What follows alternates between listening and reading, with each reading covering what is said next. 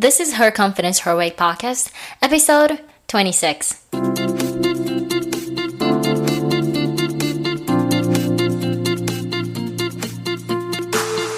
Are you feeling not confident? Are you telling yourself, no, you're not good enough? You know you can do more, and you know you're better than who you are right now. Well, it's not time for you to give up on who you are. Welcome to Her Confidence Her Way podcast. I am Emiko Rasmussen, a confidence building coach and a host of this podcast. Each week, I will bring you a guest or a lesson that will help you to break through your self-limiting beliefs, fears, and barriers so that you can start building your own confidence and do what you really want to do without worrying about someone else's opinion and start living a meaningful life. We all have a gifted talent that no one can copy, and we're here to let our talent shine. So don't limit yourself. Are you ready to begin your journey to your confidence breakthrough? Let's go. Today's episode is sponsored by Emmy's coaching session. I have been receiving a lot of emails from my listeners about wanting to learn how to find their gifted talent. I have a worksheet on how to find your gifted talent that you can get it for free by signing up on my newsletter. Go to my website www.theemmystyle.com to get your free worksheet. So 100% of the people who had used my worksheet and responded to my survey told me that they have found their gifted talent and they want more than just discovering it. I help you to realize your gifted talent and how to turn your talent into profitable business, or help you to use your gifted talent and how to stand out and advance your career. You are more confident when you're focusing on your strengths and using your gifted talent. If you want to learn more about my coaching session, go to my website www.theemmystyle.com and click on Work With Me tab. Hey ladies, welcome back to another episode of Her Confidence Her Way. I am Emiko Rasmussen and I am your host for this podcast. So those who are just finding this podcast, welcome and thank you so much for finding this podcast. I hope you will subscribe to the show so that you won't miss another episode or the newest episode. So I am super excited to share this episode. So this episode, or actually this interview, is a little bit different than usual because I actually did the interview live. And I had interviewed Helen Iwata. So for those who don't know who Helen is, so Helen is somebody who I just completely fall in love with. So I have watched a TED show, and then I just loved her message. I loved her energy, and I'm like, I gotta speak to this person. I have to send a message to this person like right now. So that's what I did, and I was telling her how much I loved her TED show. The TED Talk, and I was asking her to come on over to my podcast as a guest. And not only that, I also wanted to do an interview live. So I asked her if it's okay, and she said yes. So I was like, yes. But the funny thing is, as a mom, it's a motherhood. It's part of it. So my younger one got sick, like really, really, really sick. And the rule is if the kids have fever, you cannot send the kids to school. So that means I have to watch her. And I was like, uh-oh. It's a live show, live interview. How am I going to do this?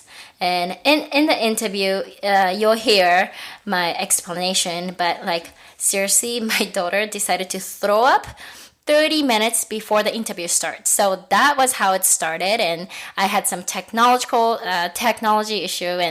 But I did it. So in the middle of the interviews, you hear a little bit of the little kid's voice. That's my daughter.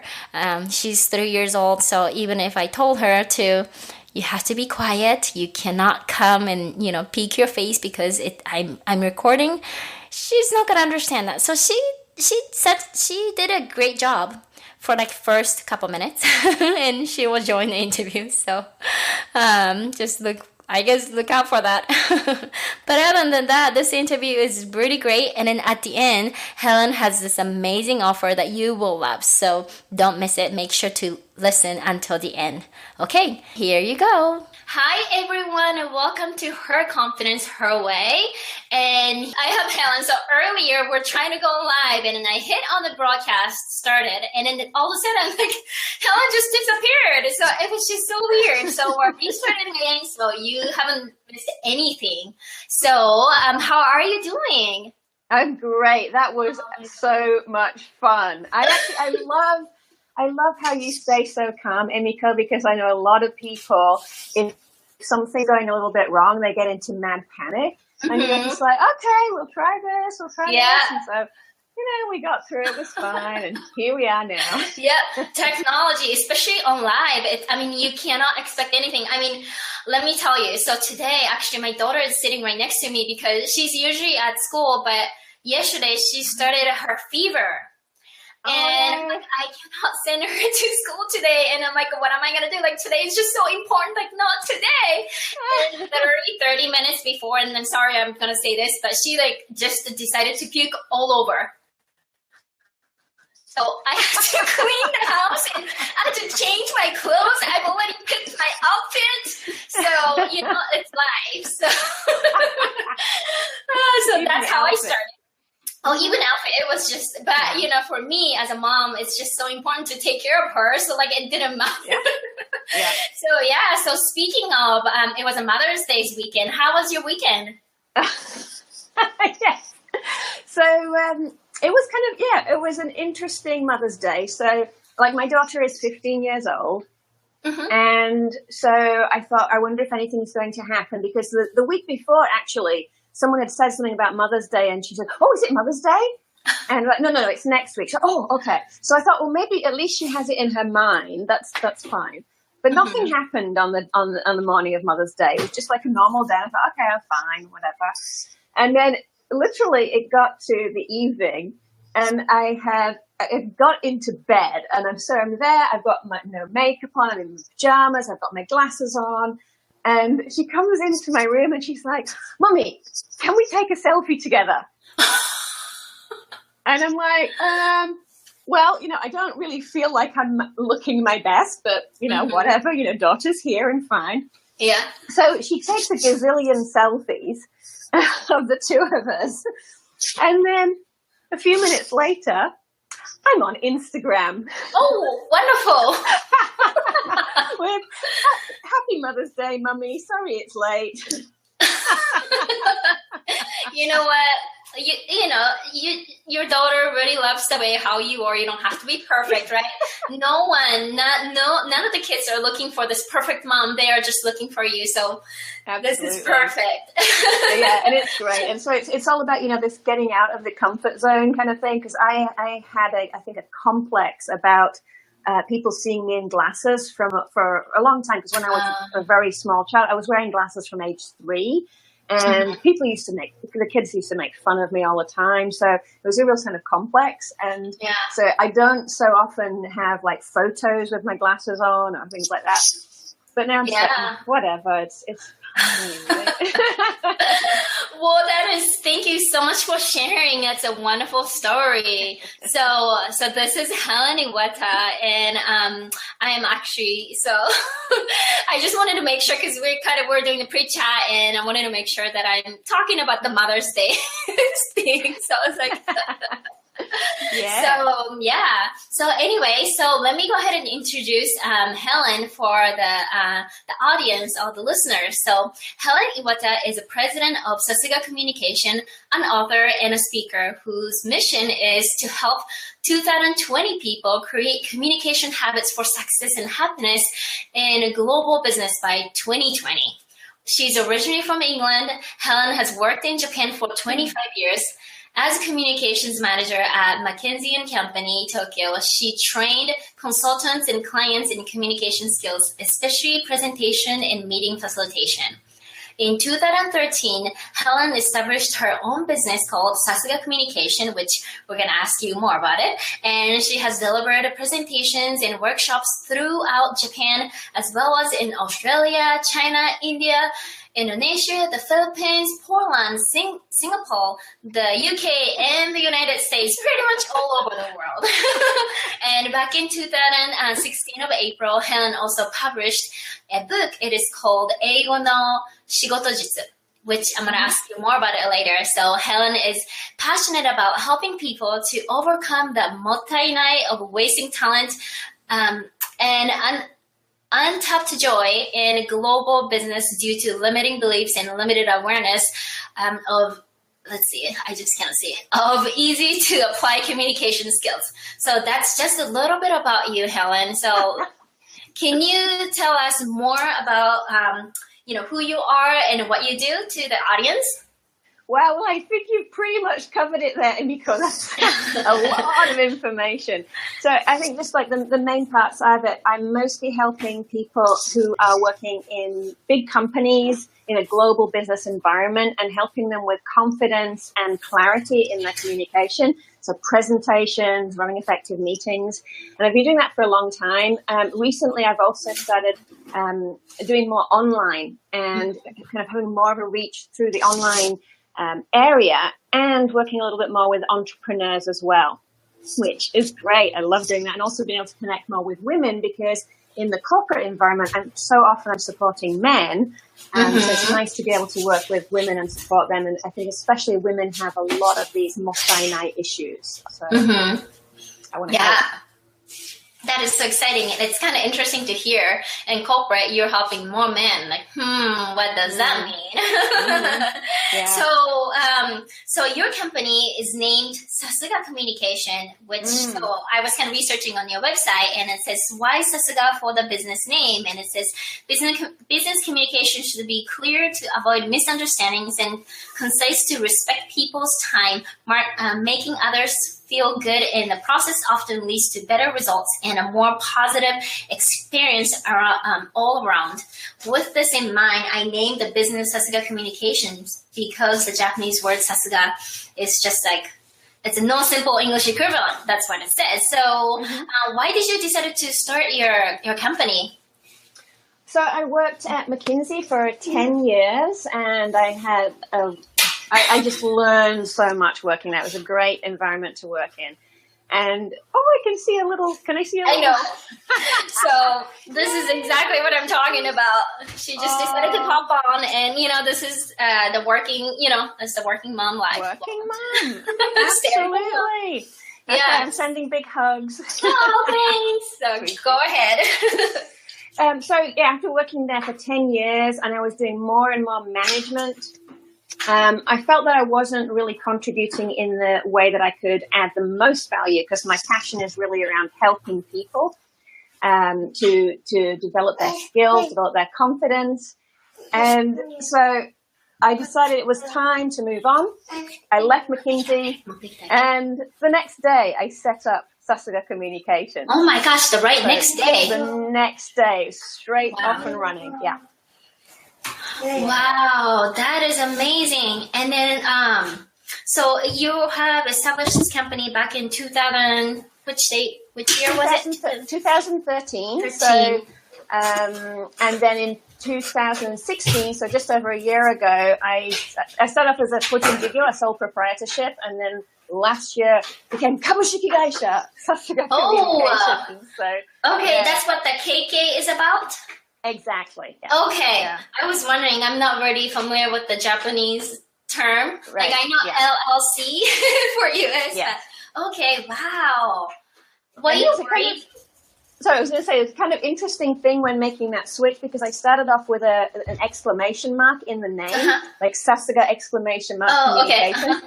But when I changed to Kabushiki Gaisha, because of the Japanese regulations, you can't have a bikkuri marker in your you cannot. KK name. So the bikkuri had to go. Oh, wow. Wow, there are certain rules. There are rules. Wow. And so you have been in UK. So can I ask you, how did you get to Japan? I forgot to ask you. I don't know the story of it. Okay, so I was always interested in things foreign. So any kind of foreign languages and foreign cultures from a young age I was fascinated with. At school, I studied French, German, Spanish, and then when I went into university, I wanted to study another language, and Japanese became an option.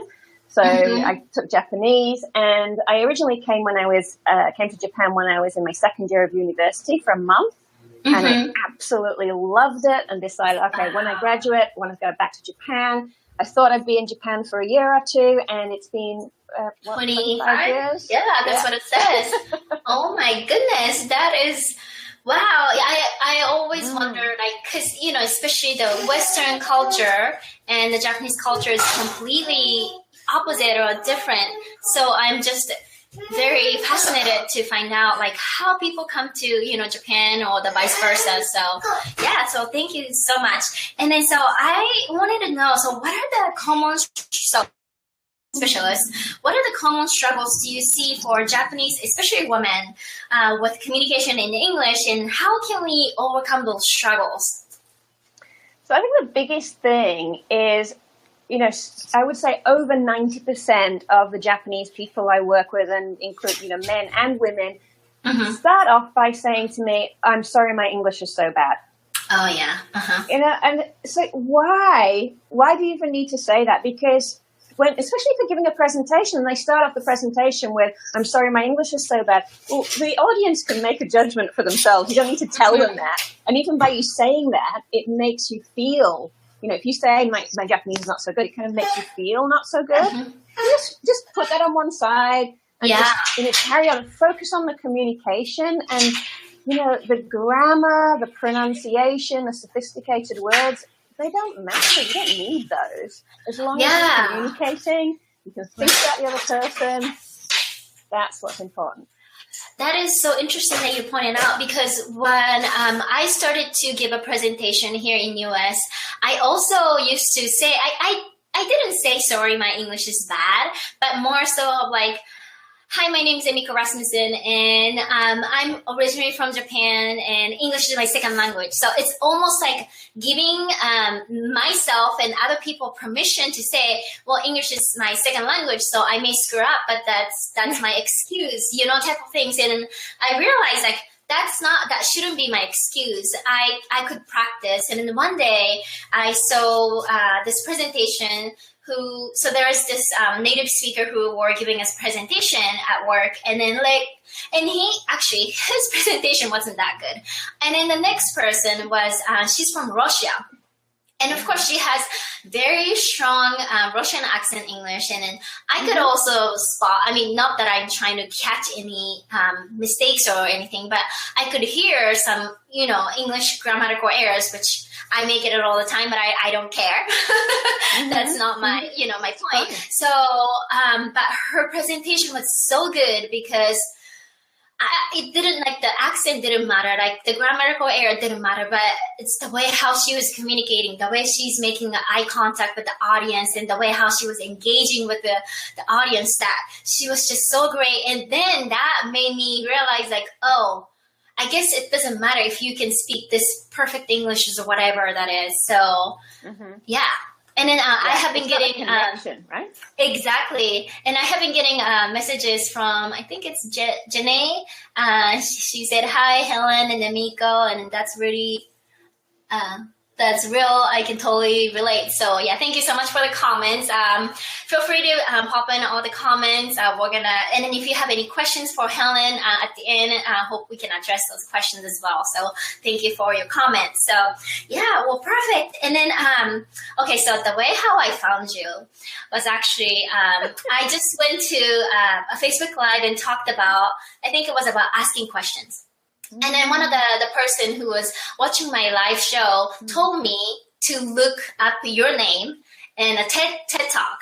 And I looked you up and I watched your TED Talk via YouTube, and I watched over and over and over. And I was like, oh my gosh, I really need to connect to this person. I was just so like, it was more like a celebrity, like what is called, like attack or the shock. It's like, oh my gosh, like I love this person so much.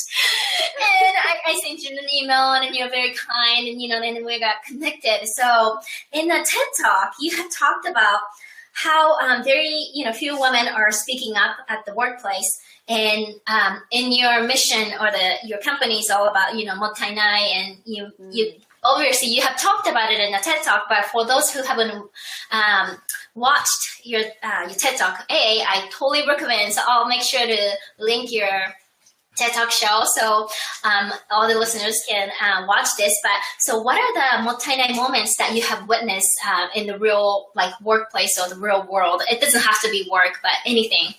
Mm-hmm. Well, I talk about some specific examples in that TED Talk. I think, though, what I am really passionate about now is because there is about people not speaking up, and I know that happens a lot, but I don't know what ideas people have had and where the kind of the Mottainai-ness is. What I have definitely seen, though, is the Mottainai in the sense that there are so many women who are in the workplace and they put so much pressure on themselves, and they're not asking for help, and they're ending up, they're getting sick. They've got the work pressures, they've got the family pressures maybe as well. And that, I think, is just such huge Mottainai. And to me, that really does come to communication, because it's how people are communicating with themselves, the messages they're sending to themselves, and then also how they're communicating to other people, as in, they're not asking for help.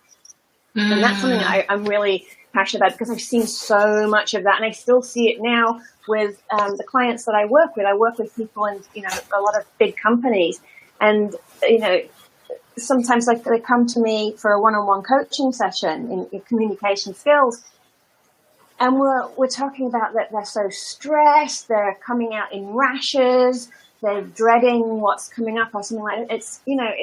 That is so Mottainai. Yeah. Because they're really talented people, and they're not able to perform at their best, and they're not happy. And really, people should be happy in what they're doing in their work. They're going to be able to do better jobs when they're happy. And so that's the area of Mottainai that I'm particularly interested in right now. I see. Are they realizing that there is an option for you to ask for help, or it's more like not necessarily ego, but they want to be able to do everything? Because for example, for me, I was trying to be this perfect super mom, right? Yeah. So I was trying to be a mom and trying to work for 9 to 5 and commute for 1 hour and try to take my daughters to hula dance, and I just dropped all the balls and I started crying, and then I finally realized what am I doing? Who am I trying to be? I don't need to have a cape to do everything. It's okay to drop a couple balls. I don't have to juggle all the time. There are so many things that who can help me. And then that was my really an aha moment for me to really realize, okay, I need to really put my priority right and seek for an advice, seek for help, and all that. So I'm just curious, is that a cultural thing, where is there a lot of pressure? Because you probably know more about the Japanese culture right now than me, just because you're in it, right? So what do you? I don't know. I think it's actually maybe compounded in the Japanese culture. It's it exists, and it happens even more so in the Japanese culture. And me being in Japan for so long, I am very used to the Japanese culture. And at the beginning, you said that you saw differences between Western culture and Japanese culture. Being from the UK, actually, I find that's a little bit more in the middle of, for example, the States and Japan. I think the UK's it's a little bit closer to Japan in a lot of ways. So the things about not sort of speaking up is quite British. We catch up with the situation, which is very much like the Japanese gammon. And what you say about do people realize that they've got a choice? I think probably no, they don't, because it's so expected, it's so ingrained. So when I talk to people, I often share kind of my experience, because I was exactly the same when I was in the corporate world, and I would just take on so much, and even up until very recently, it's really quite recently that I've started to realize how much pressure I've been putting on myself, and now I'm starting to make some changes with that. I think it's so important. Okay, that's wonderful. Thank you so much for sharing. And I think especially like coming from your own experience and you try to teach that is like, it's more convincing than anything else. So that's so great. So thank you so much. And how about your own multi-night story? I know you mentioned a little bit about it, but so yeah, tell us about your multi-night story. Well, I have like gazillions of multi-night stories. Tell us the best one. I will tell you, actually, probably the worst one. The worst. Right, the worst, yes. The worst one. Because I think this really highlights, and it's like I can feel my heart start to beat when I even start thinking about this. So this was at a stage where I was working in the corporate environment and I was managing a lot of people. There were a lot of projects going on, and also I had family.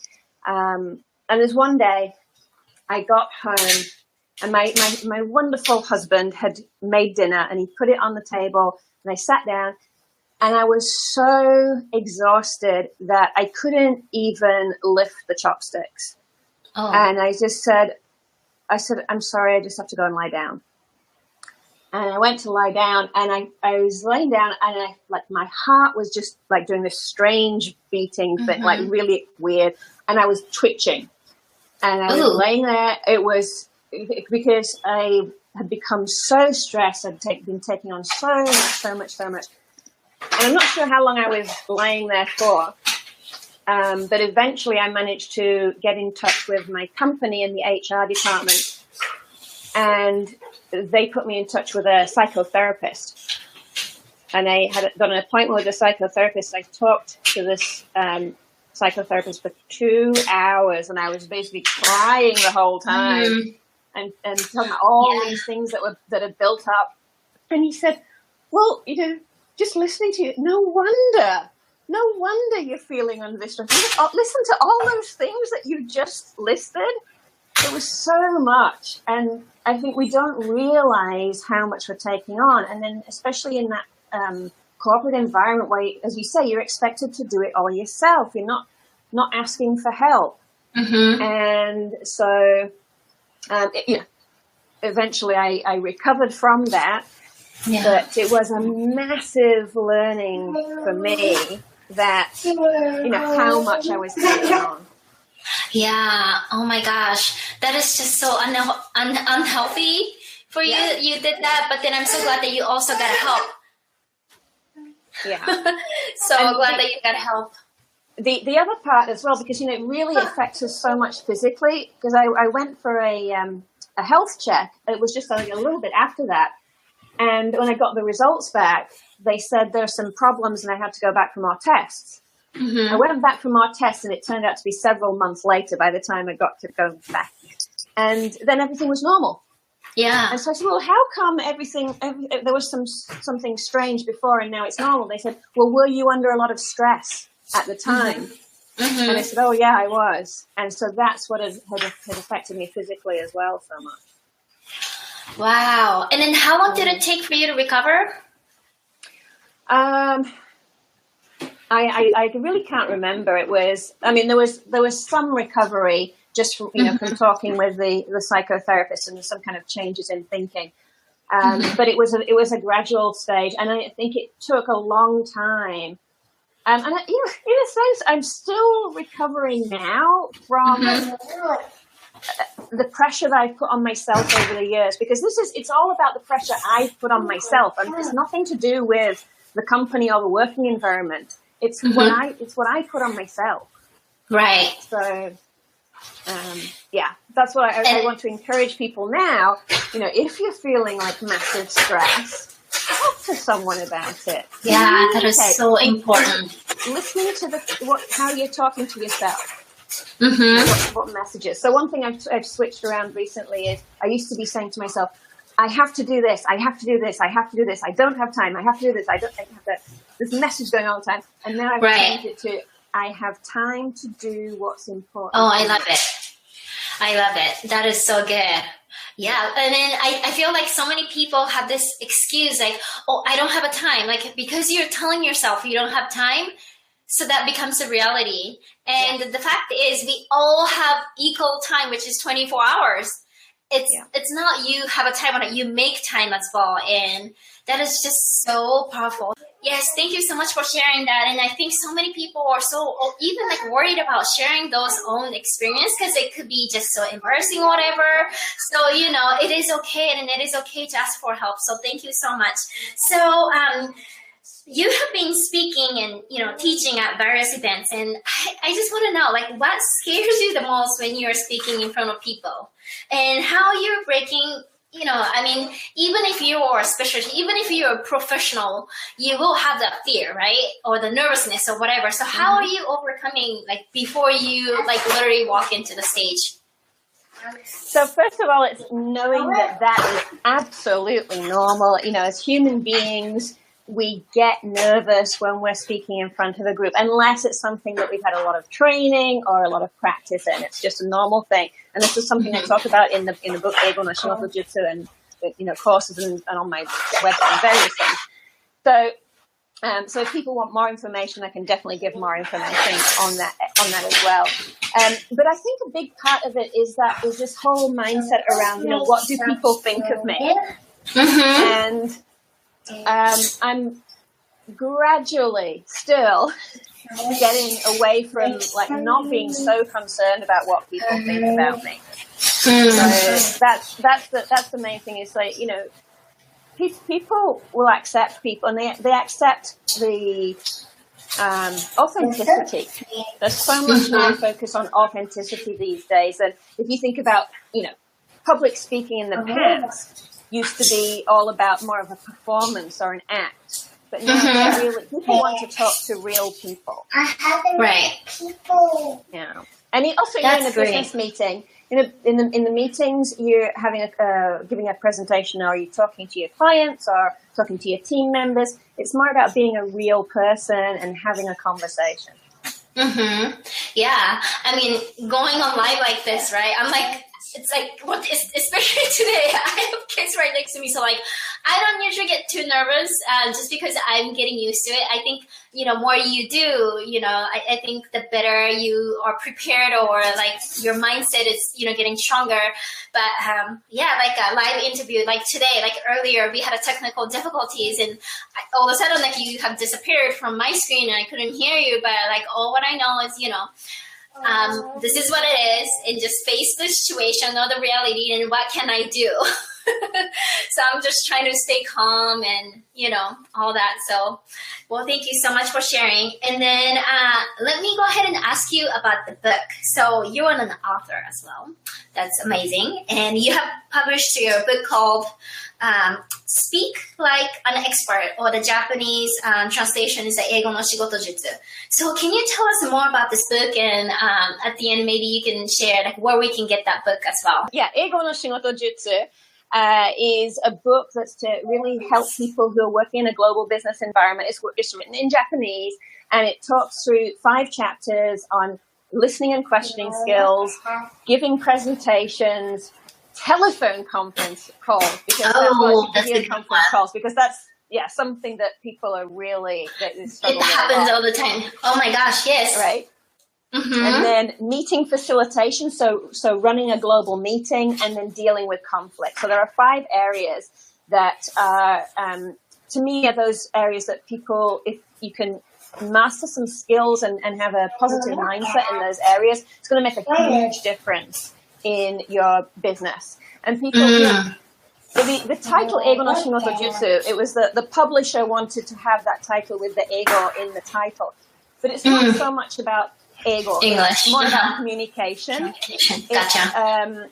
And people who've read it have said that it's also very relevant to Japanese communication. So it's not just for English. Okay. And then is this book all written in English or Japanese?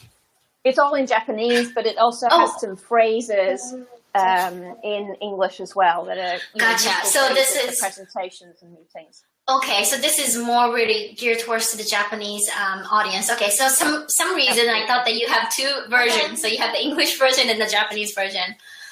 Okay. So what I do have is the Speak Like an Expert online course. Okay, gotcha. Got it. Yeah. Okay, and then you have that book. Wow, like by just listening, I'm like, wow, I'm really interested in it. I love how you have that teleconference, because that's kind of like the mainstream now. And especially, if you're working in the global companies, you obviously you can't do the face to face. So all what you're doing is calling, right? And what I always get nervous whenever I have a teleconference is that I cannot see somebody else's face. So I don't necessarily know if they're agreeing, if they're happy, if they're upset, if they're nodding. It's like whenever I say something and whenever there's a silence, right? Because I think Japanese culture, they can tolerate silence so much better than the American culture. But even, I guess I might have adjusted a little bit towards the American side. If there's a silence for a few seconds, I get nervous. I'm like, oh my gosh, like people hated me. Like they're not saying anything. Maybe what I just said was just completely like, they didn't understand because of my English or whatever that is. So like I just automatically, start making up all the stories that never happened. So so I really don't like teleconference. So that's great that you have talked about it. And meeting facilitation as well. That is so important. It's a skill that you have to have. And as a manager, I learn how to lead a meeting, and it's not just let's start, right? It's not just like asking everybody a question. It's more than that. So that's great. And for those who are interested in buying your book, where can we find your book? Amazon's probably the easiest. It's also in bookstores as well. But perfect. Yeah. Or you can go to the Shogakukan website. They have also links to different places you can get it. Okay, sounds great. So I'll make sure to post your link as well on the after I go live on this comment. Perfect. So. Well, thank you so much for letting me interview, especially with this worst, I shouldn't say worst, but not necessarily the perfect condition where I have a sick kids at home, like not today, but so thank you so much for allowing me to be like my life and having the kids and going crazy, but you're so patient with me and I really appreciate it. And lastly, I would like to know, like, what is exciting about your business? I know you are kind of like shifted your business model to more towards online, and so tell us like what's happening, what's coming, and also how can the listeners find you? Okay, so there's so much that I'm excited about in my business. So I'm gonna usually I kind of narrow things down to 3, but I want to go with 4. Is that okay? Okay. Oh yeah, go for it. So the first one is that actually just the other day I was interviewing a fabulous lady. Once a month on the blog I'm interviewing a working woman, and during that interview she was saying that one thing that I asked her about communication resources, and she said, I really love the Sakuga Communications website and the blog because there's so much information there. She said, when I have a communication question I just go and look for an article. And I hadn't realized until she said that how much content I put out with communication skills. So anyone listening or watching, if you have a question about communication, just go to the Sakuga Communications website and search the blog, and there's a good chance that you'll find an answer. And if you don't find an answer, just contact me. There's the contact form. Contact me and ask a question. Right. So that was the one thing, is to use that. It's a free resource. Make the most of it. And the second one, let me just think, making sure I remember everything here. There's the Sakuga Community Facebook group. So, you're a member. I'm in there. A few members of other members of your community are in there, and that's a place where you can ask questions about communication skills. You can get some support and encouragement about communication skills. So that's open to anybody. You have to send a request for approval. I'll say yes when I'm next online, and I would love to see people in there. Yeah. Then, 2 more. 2 more. Go for it. The first one is that during Golden Week, I was in Fukushima. So I went to a place called Yumoto, which is near to Iwaki. And I've been in Japan for like 25 years. I've always wanted to participate in omikoshi. I did see your pictures through Instagram. And so I was invited to join a women's omikoshi group, and so we went round doing the omikoshi. It was great fun. Yeah. We were sort of praying for the prosperity of the ryokan in the area, because they've been suffering since the 2011 disaster. Right. Mm-hmm. So related to that, another reason I was there was because I was checking out the area and the venue for a retreat. Any of you who are going to be in Japan at the end of August, well, I'm going to be holding a retreat from the 26th to the 28th of August. So this is for 10 women who are wanting to work on communication skills, want to think a little bit about, what is my mottainai? How can I, do things differently, get some support, have some chance to relax and refresh. I'm going to have a co-facilitator coming over who I've worked with around the world. She currently works in Africa, and she has like 6 kids living with her. She's looking after them. Okay. Also, my yoga instructor is coming up. Oh, that's a great one. We're going to have just a fantastic retreat. So that's something, if you're interested, the details aren't out there in the wide world yet. If you're interested, feel free to connect and let me know. And so you can reserve your place. There's only 10 spots for that. Yeah, that's super limited. This is super limited. The last one. Okay. So this is the free offer. Free offer. Okay, I love free stuff. I know you like free stuff. So the Speak Like an Expert course, what you can do is get the first lesson of Speak Like an Expert for absolute free. So I'll give you a link. Can I sign up too? Yeah. I'll give you the link to that. So you can share that one, and then you can just go in. You can get it. It will be in a PDF format, and that includes the welcome email. It includes the first lesson. It includes video to the first lesson, which is all about analyzing your audience. It's also about understanding the nervousness. There's a full transcript for anybody who has questions about whether they'll understand the English video. There's a full transcript of the video, and there's a workbook. Great. And that's not all. So that's completely for free. Plus your special community. So if then, after reading through that and looking at it and thinking, oh yeah, this might be kind of interesting, a 20% discount for if you then decide to go and get the course. Oh, that's great.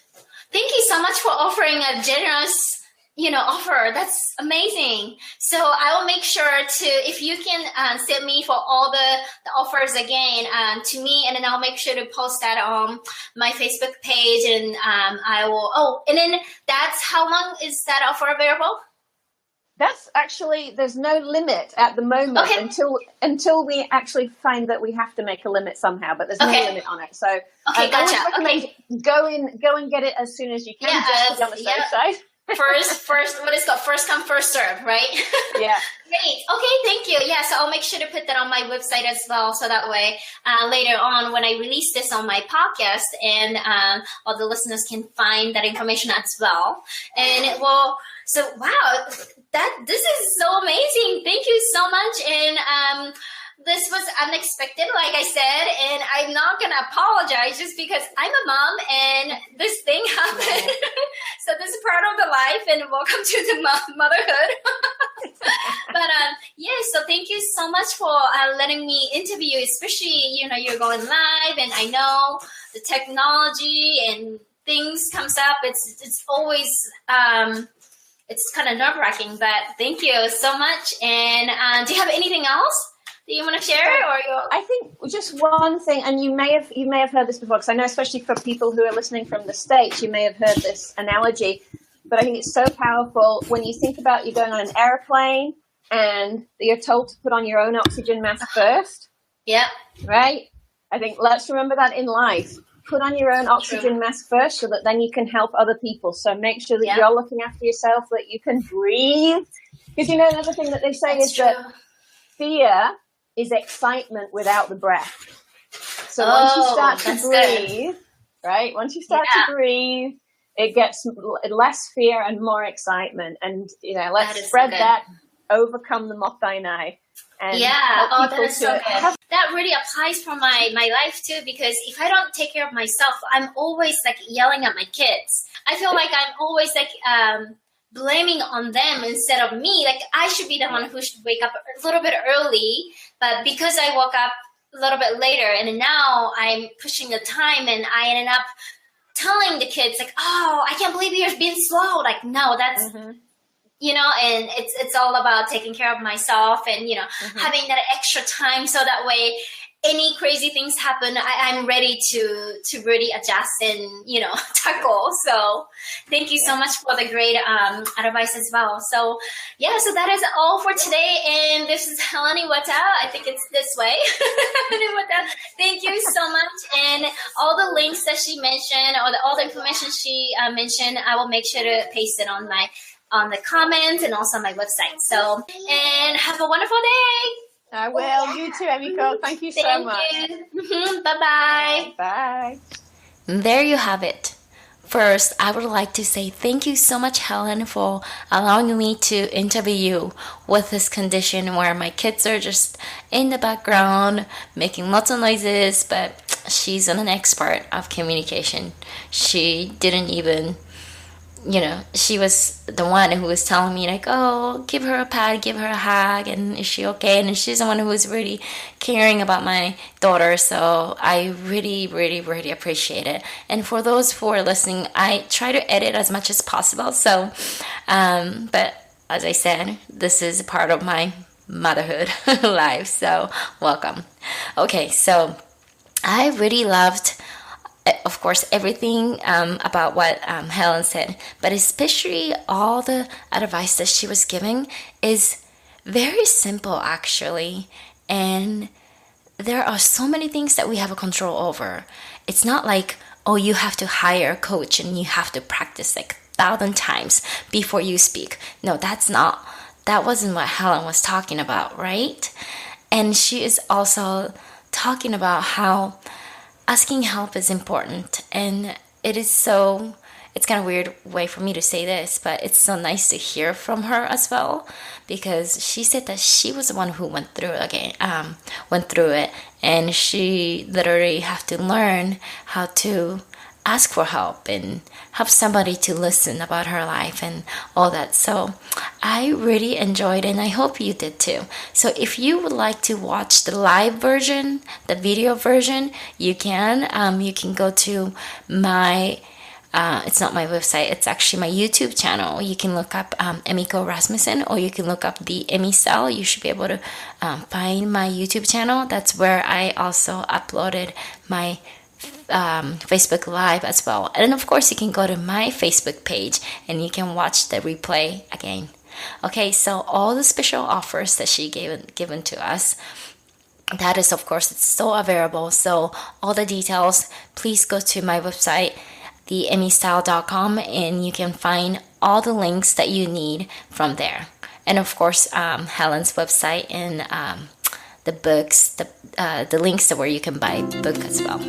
Okay, so that is all for today, and thank you so much for listening, and I will catch you for the next episode. Bye. Thank you so much for spending the time with me today. Make sure to subscribe to Her Confidence, Her Way podcast and leave a review, which will help this podcast to be more visible so that other women can find this podcast easily. For free monthly newsletter, free private Her Confidence, Her Way community, and learn how you can get free weekly lesson to help you build your self-confidence, go to www.theemmystyle.com. Ladies, you don't need a permission from someone else to believe yourself. Just be you, because you are amazing. Let's support each other and keep on building your confidence.